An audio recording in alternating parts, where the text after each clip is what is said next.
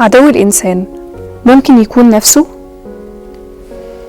ممكن أشكل خطر كبير ليا ولنفسي ولحياتي؟ الإجابة هنا طبعا وبقدر أواجه ده؟ طبعا وده اللي هنعرفه في حلقة النهاردة. معاكم سهر الصباحي لايف كوتش من برنامج قعدة فضفضة. أكبر عدو للبني آدم هو نفسه، طريقة تفكيرك وتحكمك وأسلوبك، حتى مناقشاتك مع الناس، والأهم مناقشاتك بينك وبين نفسك ممكن يشكل خطر وتهديد كبير على حياتك. نظرتك لنفسك هي من نظرة الحياة ليك، احترامك لنفسك هو من احترام الناس ليك.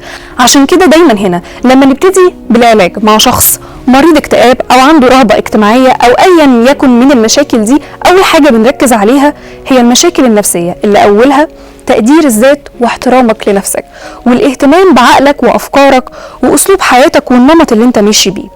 أول حاجة لازم تفهم كويس جدا إن نظريتك لنفسك انت المسؤول عنها، محدش أبدا هيتدخل في نظرتك لنفسك، محدش هيدي حكمه وقراره واختياره عليك، انت المسؤول عن اختيارك وحكمك على نفسك. لو بصيت النهاردة للمراية وقررت تقول أنا شخصية النهاردة إيجابية، أنا شخصية تستاهل كل الحب والاحترام من كل الناس اللي حواليا، هتنزل تحت وهتبتدي تتعامل مع الناس، هتقابل كل اللي انت قررته لنفسك النهاردة هتقابله تحت.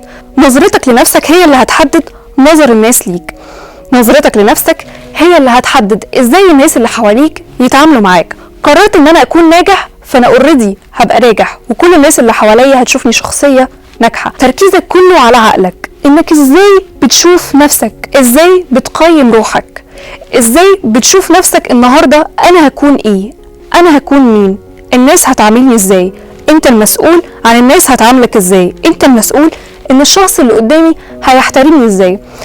قراراتك ونظرتك لنفسك محدش هيكررها لك، انت وحدك بس اللي هتقدر تكررها، وانت وحدك بس اللي هتقدر تختارها.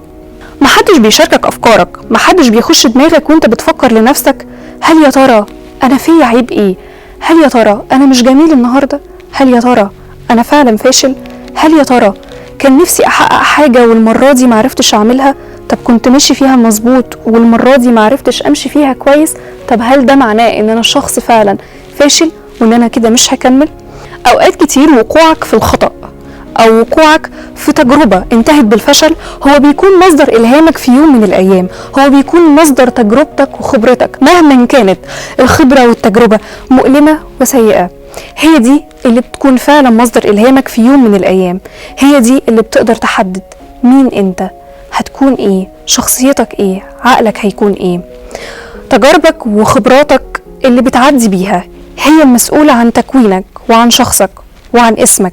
مش معنى ابدا تجربة ليك مثلا انتهت في يوم من الايام بالفشل او انك عملت حاجة غيرك عملها احسن منك فده ممكن يقلل احترام الناس ليك، او ده ممكن يقلل نفسك من نظرك، او مشاكل كتير بيجيلنا هوس غريب جدا بمجرد ان احنا بنقع في حاجة، اول ما بنلاقي حفرة بنقع فيها بنفشل، مع ان الفشل ده شيء طبيعي جدا كلنا بنتعرض له وارد لينا، والفشل هو بداية صمودك، هو بداية نجاحك، هو اللي بيحطك على اول الطريق. افشل وقع وقوم من جديد، بس وانت بتفشل حاول تخلي في دماغك ان دي بمجرد تجربة وليس ما هي الا خبرة، بتقوم بالخبرة بتعلى في نظر نفسك.